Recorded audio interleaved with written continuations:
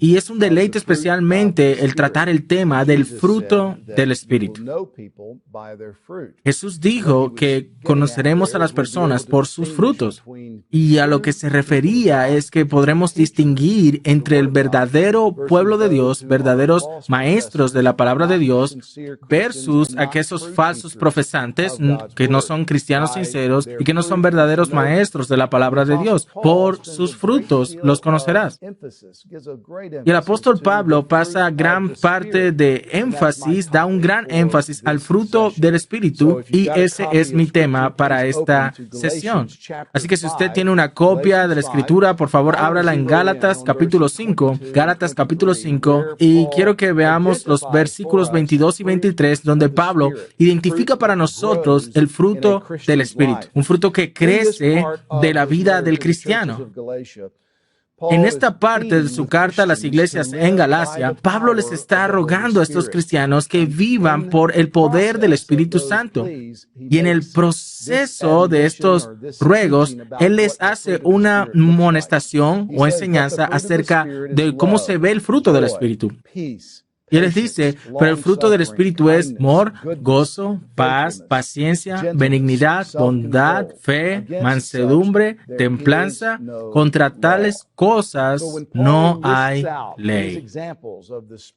Así que cuando Pablo presenta estos ejemplos de la obra fructífica del Espíritu en la vida del cristiano, él está reconociendo la presencia del Espíritu en la vida del cristiano. El reconocer esto y adoptar la agenda del Espíritu en traer gloria y honra a Jesucristo es vivir por el Espíritu, es andar por el Espíritu. Cuando los cristianos hacen esto, ellos no se entregan a las lujurias de la carne, de las cuales Pablo advierte en contra de ellas en el versículo 16. Ellos no viven como los incrédulos, quienes no tienen el Espíritu morando en ellos. Ahora, vivir conforme al Espíritu, en el poder del Espíritu, donde su fruto es traído a nuestras vidas, no es algo automático ni es algo fácil. Y la fe debe ser ejercitada cada día. El andar en el Espíritu es continuar creyendo en Jesús cada día.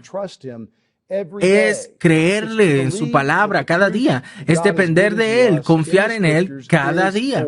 Es creer que la verdad que Dios nos ha dado en las Escrituras es para nosotros, y el creer que Dios va a cuidar de nosotros, que está obrando su buena y perfecta voluntad en cada circunstancia de nuestras vidas. Y eso es cierto, no solo cuando tu cuenta de banco está con mucho dinero y tu salud es buena, sino cuando tus finanzas están en dificultades y recibes quizás un diagnóstico médico difícil. Un cristiano vive en el poder del Espíritu Santo cuando está enfocado, cuando está fijando su vista en Jesucristo crucificado y resucitado de los muertos por ti. Y esto no significa que tú estás viviendo de esta manera y es pretender ignorar las pruebas y los sufrimientos y que son menos de lo que en realidad son. Más bien, tiene que ver con que ves todas estas cosas a la luz de lo que Dios ha hecho por ti y lo que te ha prometido en Jesucristo. Pablo en esta sección de Gálatas está contrastando dos maneras de vivir. Está la vida en el Espíritu, está la vida en la carne. Y con la palabra carne, Pablo no se refiere a tu cuerpo físico, sino más bien a ese principio de pecado que permanece en ti. En el versículo 19, 20 y 21, él da una lista gráfica de las obras de la carne. Estas actitudes pecaminosas y acciones que son el resultado natural del pecado, que por naturaleza mora en cada criatura caída. Al punto que Pablo está dando al dar esta lista es este: la persona que se ha dado a tales acciones pecaminosas permanece como esclava del pecado, y esa persona está en camino a la condenación eterna. Usted puede ver esto si usted mira el versículo 21, la última parte de él, donde Pablo dice: aquellos que practican tales cosas no heredarán el reino de Dios. Y entonces en el versículo 22, él inmediatamente contrasta la obra de la carne, las obras de la carne, con una lista, la cual él llama el fruto del Espíritu. Y lo que Pablo quiere que nosotros entendamos es esto: La persona cuya vida está caracterizada por estas virtudes que él presenta está viviendo en el poder del Espíritu Santo y es completamente aceptado por Dios. Al llamar estas virtudes el fruto del Espíritu, Pablo está resaltando el hecho de que estas virtudes son el resultado de la obra de Dios en la vida de la persona. El tipo de vida que está marcada por estas características solo puede ser producida por el Espíritu Santo y morando en el creyente. Las 9 virtudes que Pablo presenta en estos 2 versículos pueden ser divididas en 3 grupos de 3. Tú tienes amor, gozo y paz. Y luego tú tienes paciencia, benignidad, bondad. Y luego tienes fe, templanza y dominio propio. El comentarista del Nuevo Testamento, J.B. Lightfoot, sugiere que los primeros 3 describen hábitos de la mente, que el segundo grupo de 3 se relaciona con interacciones personales que tenemos con otras personas y que el tercer grupo de 3 caracterizan los principios de la conducta cristiana. Y cuando hay cierta validez en analizar el fruto del Espíritu que Pablo presenta en esta manera, debemos tener cuidado de no perder la cualidad completa de vida que aquí Pablo describe con estas 9 palabras. En ninguna de estas listas, ya sea de las obras de la carne o del fruto del Espíritu, está el apóstol dándonos una lista exhaustiva. Hay más virtudes cristianas y de aquellas que se enlistan aquí como el fruto del Espíritu Santo.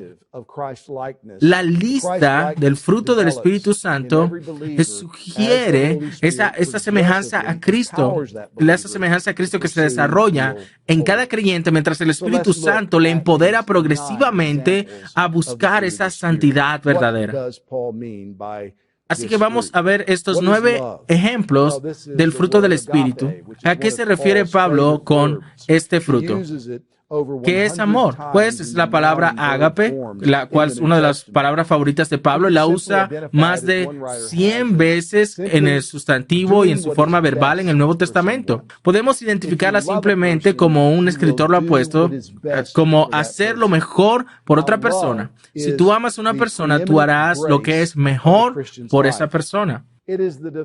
Ahora, el amor es la gracia preeminente de la vida cristiana. Es la marca definitiva de un verdadero cristiano.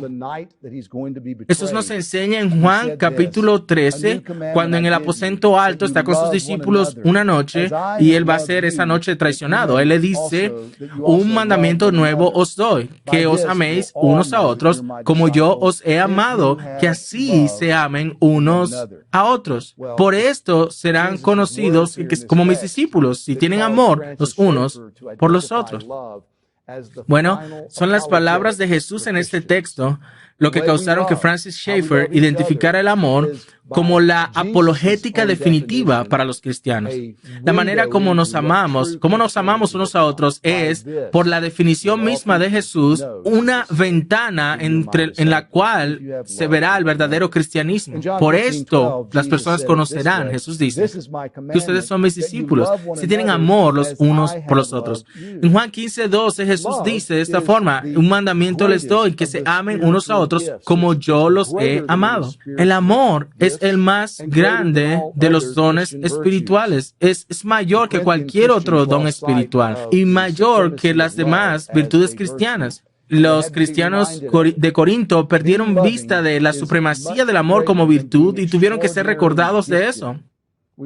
El ser amoroso es mucho mayor que ser dotado extraordinariamente. Aprendemos esto al leer 1 Corintios 12 y 13. El capítulo 12 nos enseña respecto a los dones espirituales y termina en el versículo 28 con una lista de algunos de los dones extraordinarios, los dones de ser un apóstol, profeta o maestro, dones de milagros, sanidad. Y en el versículo 31, Pablo dice del capítulo 12 de 1 Corintios, deseen los mejores dones. Y luego añade, pero yo les voy a mostrar un camino más excelente. Y luego él presenta el capítulo 13. ¿Qué se trata del amor? Sin amor, los dones, sin importar cuán extraordinarios sean, son inútiles. No tienen valor alguno. Pablo escribe en los versículos iniciales de 1 Corintios 13, si yo hablase lenguas humanas y angélicas y no tengo amor, vengo a ser como metal que resuena o címbalo que retiñe. Y si tuviese profecía, entendiese todos los misterios y toda ciencia, si tuviese toda la fe de tal manera que trasladase los montes y no tengo amor, nada soy. Y si repartiese todos mis bienes para dar de comer a los pobres y si entregara mi cuerpo para ser quemado y no tengo amor, de nada me sirve. El amor es aquello que nos hace más como Dios, mayor que todos los dones, sin importar cuán dotado yo sea. Sin amor soy nada, pero con amor, creciendo en amor, me convierto más como Dios, quien en sí mismo es amor. 2 veces el apóstol Juan nos dice que Dios es amor. Primera de Juan 4, versículo 8 y en el versículo 16. Y Jesús dice a sus discípulos que reflejen el amor de Dios en la manera en que tratamos a las personas, incluso a nuestros enemigos. En el Sermón del Monte, en Mateo capítulo 5, comenzando en el versículo 43, nuestro Señor dice, si ustedes han oído que fue dicho, ama a tu prójimo y odia a tu enemigo. Pero yo os digo, amen a sus enemigos, bendigan a los que les maldicen, hagan bien a aquellos que les aborrecen y oren por aquellos que les desprecian y les persiguen, para que sean hijos de vuestro Padre que está en los cielos, porque Él hace salir el sol sobre malos y buenos, y Él envía su lluvia sobre justos e injustos. Porque si amas a aquellos que te aman, ¿qué recompensa tendrás? ¿Acaso no hacen esto los publicanos?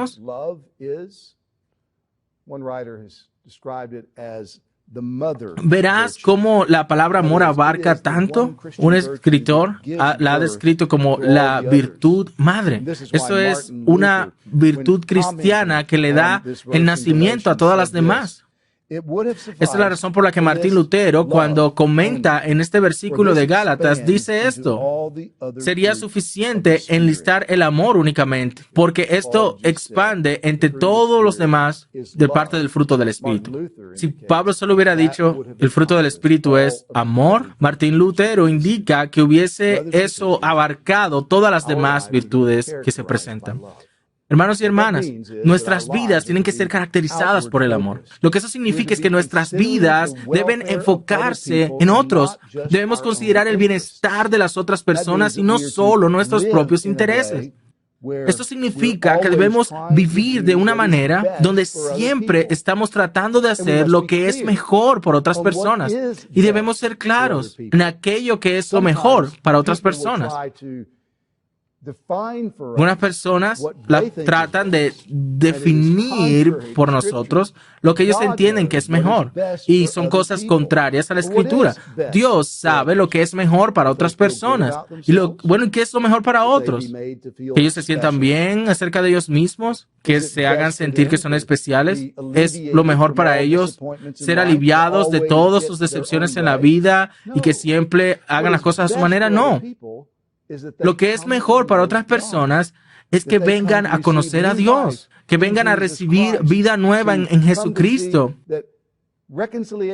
que vengan y vean que la reconciliación con Dios a través de la fe en Jesucristo es el mayor bien posible que puede venir a un hombre o mujer pecadora.